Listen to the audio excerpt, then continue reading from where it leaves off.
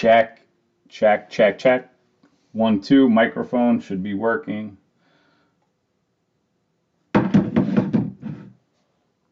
Let me know. Sorry about the that last one there, but it looks like my audio mixer is now working. Just jump on here if you can hear me. Nice. All right, good. Thanks, Matt. Appreciate that. I would have went through this whole thing with 0 volume. So I appreciate you. Thank you so much. Yeah, so getting back into it, the CPI comes out, the market rips up 100 points and then continues. And then off the open, you get some profit taking. Totally normal, but has since rebounded right up to that previous high. So the market obviously loved the CPI report. If we want to look at that, I think we should take a look and see what we're dealing with here.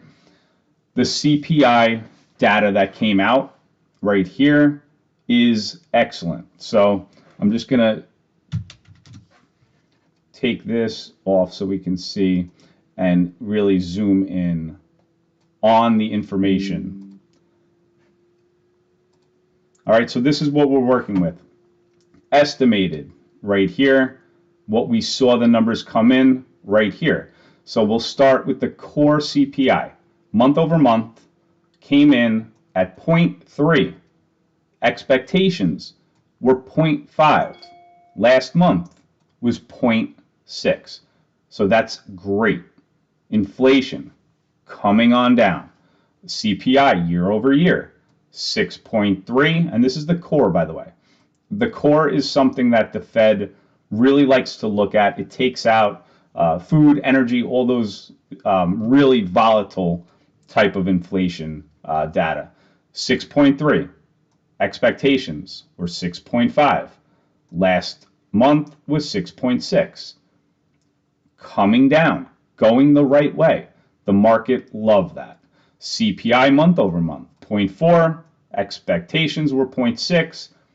Beat again, very good. Top line number, 7.7. Now this is really nice to see. I was saying anything with an 8 handle would have just tanked the market. So that was really good. Jobless claims, more jobless claims as well. So that's also good. Very nice numbers. Obviously, this is why the market really, really took off, and it sends the bond market down. Now we can just take a look here. Look at these moves in the bond market. Just massive, massive moves. The 10-year down 26 basis points to 3.87, under 4. Really, really good. Still inverted with the 3-month. You guys know this is something that, you know, when this is yielding more, when the 3-month is yielding more than the 10-year, it almost always predicts recession. Now, we're day trading. We're trying to take advantage of these moves like this. We're just trying to take advantage of the moves. And I'm seeing here on Discord, April had a wonderful day. Absolutely killed it. Killed it with a swing trade. Like I said, those are risky, but with that risk, you get rewarded if it goes the way that you want. So, you know, that's what we're looking at here on the SPY, going back to this. The way that I traded this, not good. Not good at all. $35. Just, you know, me and CPI do not usually get along. And if you are trading this, you know, don't fight the trend. Don't fight the trend. Now, at the open, I'm saying to myself, we're already opening up over 140 points on the S&P 500. This, you know, most people that follow the markets know you're going to get some profit taking, all right? Right off of the open, almost always, if you're opening that high. That being said, now the rebound. It's almost 10 a.m. It's currently 954.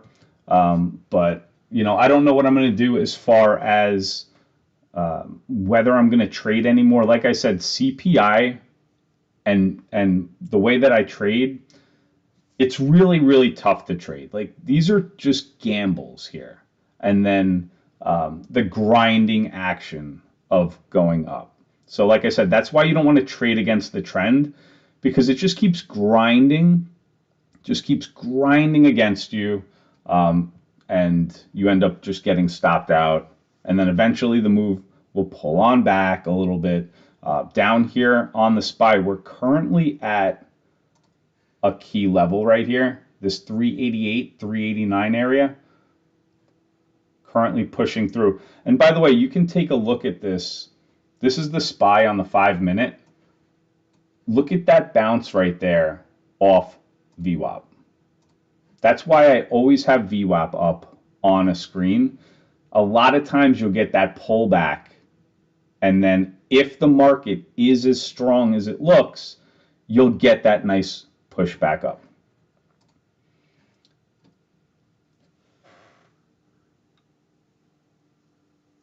Matt took out a strangle last night at the close. 255% on the call side.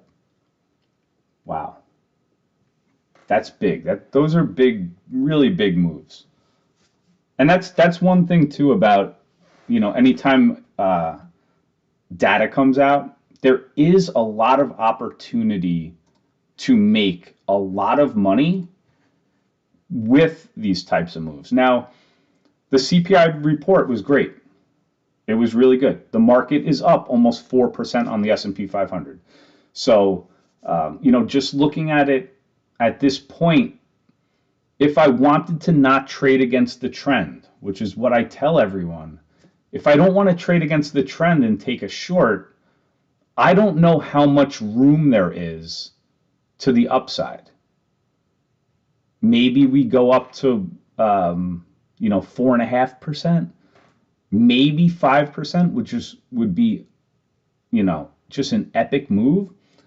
I just don't know, and I don't really want to get caught into taking a short. So it's a very tough spot to be trading at the moment when you're trading an index that's already opening up 4% higher. I don't know. What do you guys think? We don't like to trade against the trend. But at this point, I don't want to go long. I don't want to go long either, because I feel like the move has already happened, and what we possibly can do is just now chop around for a little while.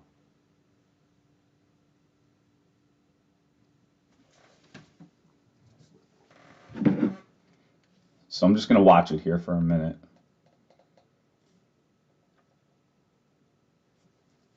I do want to take a look at the daily chart on the SPY and the Qs.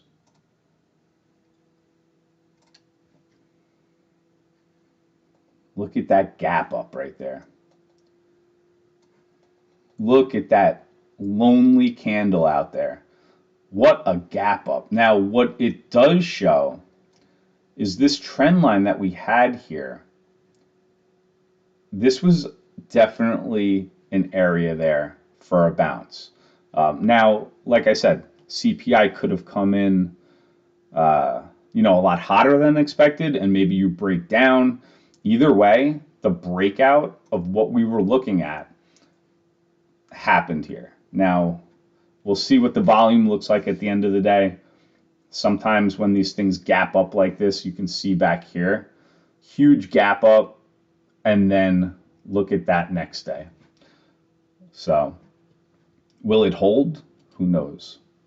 But right here, I would say that's probably a pretty key level there, around the 390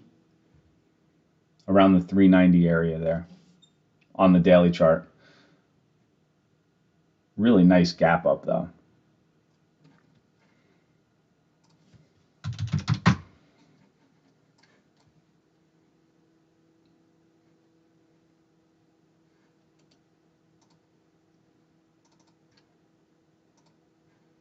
Support was here on Apple. Kind of missed this, guys. This was support here. You can just tell with these candles, a lot of demand zone here at the 134, 135 area.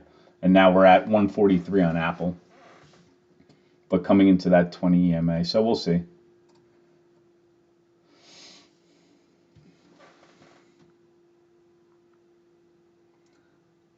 Yeah, Matt, I think that's 100% the smart thing to do, right? To be patient. Matt's saying that if he was to make a play, he would be waiting for something around VWAP, rather, above or puts below. I tend to agree with that because at this time, at this moment right now, while, it has been a great move up, it's just a little extended, that's all. A little extended, but also, trading against a trend, like I say, I don't like to do. So, what is up a lot can go up a lot more. You just don't know. But that was a good report. So the takeaway, you got it, Matt. I'll see you later, buddy. The takeaway is if the CPI report, right, which we were just looking at, if the CPI report came in like this, what that's suggesting for the Fed is what they're doing is working, and that is good for the market. That means that maybe they won't have to be so aggressive with inflation, because he did mention the previous CPI report during the FOMC speech that came out 2 weeks ago. I think it was 2 weeks ago. When he was speaking, he did mention the previous CPI report. So that could have been last week. I'm sorry, I'm getting my dates all screwed up. But either way, he mentioned the CPI report and how it wasn't good. They were going to need to keep rates higher for longer to really bring down inflation. Now you're seeing a CPI report right here that is going to be pretty good for them. So, who knows? But that's why the market's reacting the way it's reacting. If these numbers were the opposite, right? 6.6, 6.7, 0.6, 0.7, 0.8. If these were higher than they are here, you could have really had a rough day in the market. So I don't know how long it's going to last. I don't know how long these bond yields are going to continue to go down, but it is giving us that, that long opportunity exposure at the moment.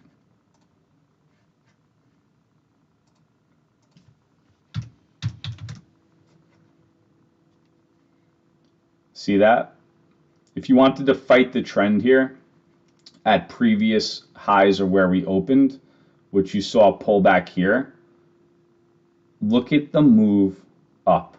I mean, just monster move. Oh, here we go. Maybe I'll start to play the reversal here. We're up over 4%. So it's just tough at this point where to get in. But look at that. That's a 10-point move right here in this 1 minute from the high of 39.19 right here. It's also around that 390 area on SPY, so we're getting a little bit of a pullback.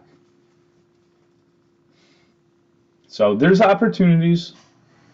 There's opportunities definitely both ways, but we'll just have to see. Appreciate you, Matt. Thanks for that comment.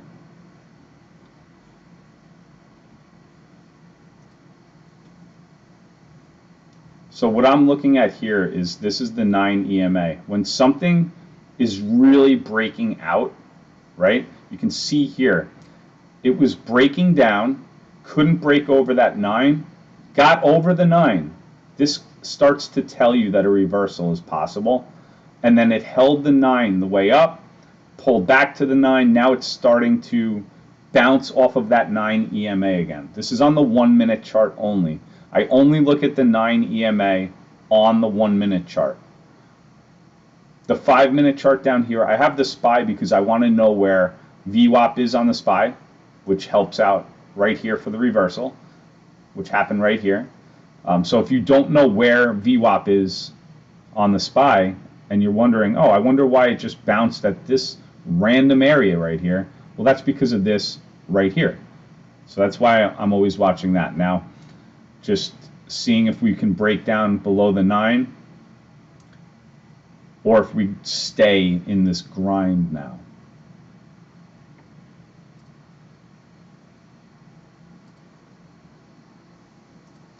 All right, guys, it's a little bit after 10 o'clock in the morning right now. I'm going to shut it down.